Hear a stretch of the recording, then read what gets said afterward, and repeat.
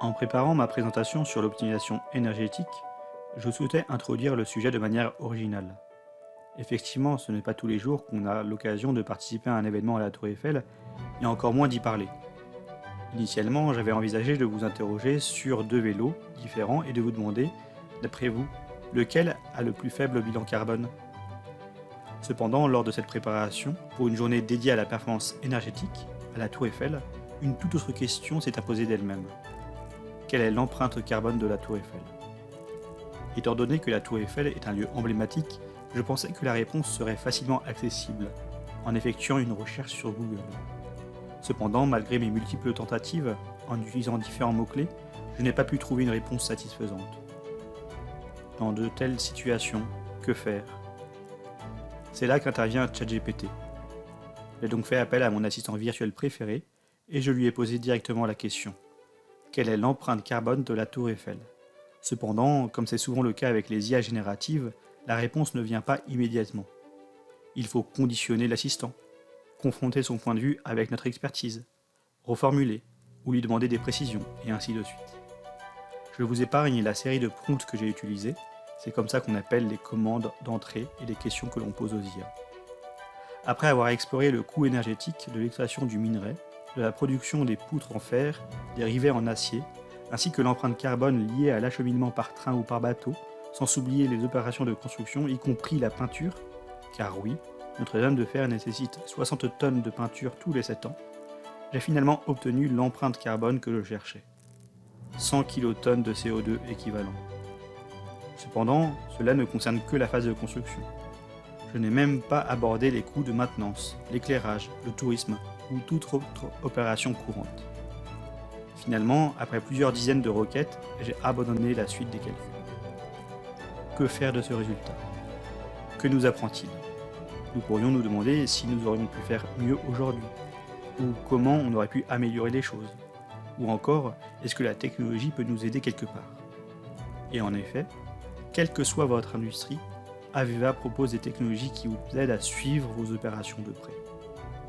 Comme nous l'avons vu avec la Tour Eiffel, le diable se cache dans les détails, dans chacune de nos actions, de nos opérations ou de production de batch.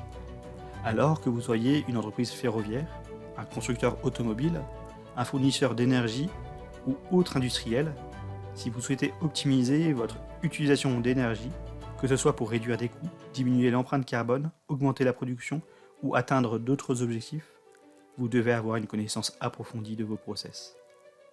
Pour illustrer ce propos, je vous propose une petite démonstration d'un de nos logiciels. Me voici responsable d'une multinationale qui possède des usines aux quatre coins du monde. À un niveau élevé, je suis capable de générer des rapports globaux sur la consommation d'énergie de l'ensemble de mes sites. Cela m'aide à obtenir le bilan de la situation actuelle et de rendre compte aux différentes parties prenantes ou en demander aux différents responsables de site. D'ailleurs, en tant que responsable de site, je peux également avoir une vue similaire au niveau de mon usine et obtenir plus de précision sur ces données. Cela me permet de mieux comprendre ce qui entre ou sort, que ce soit en termes d'utilité, eau, gaz, électricité, ou de génération d'eau usée ou d'émissions de CO2. Cependant, c'est au niveau des équipements eux-mêmes, voire des lots de production, que ces informations apportent le plus de valeur, en guidant les ingénieurs et les opérateurs dans l'analyse de leur processus et de la prise de décision. On peut voir sur cet écran par exemple deux tableaux comparant les lots de production entre eux. Pour réaliser le premier, à gauche, l'utilisateur a configuré le système pour qu'il puisse restituer le coût énergétique de chaque lot, en termes d'utilité consommée, eau, gaz, électricité, et l'a résumé en un coût économique.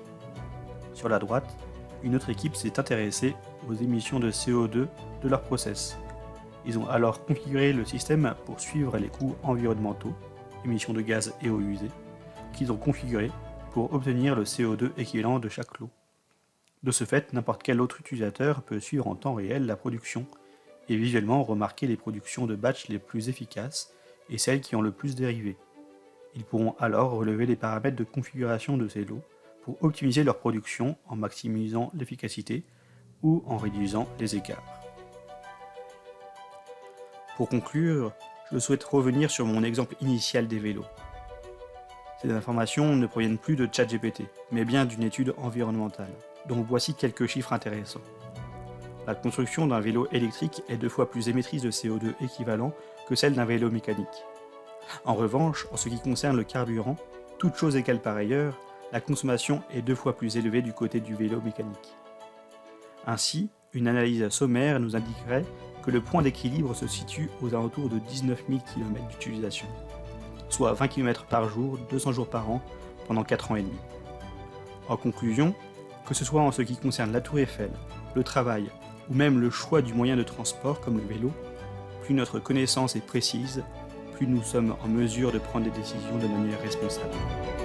Merci de votre attention.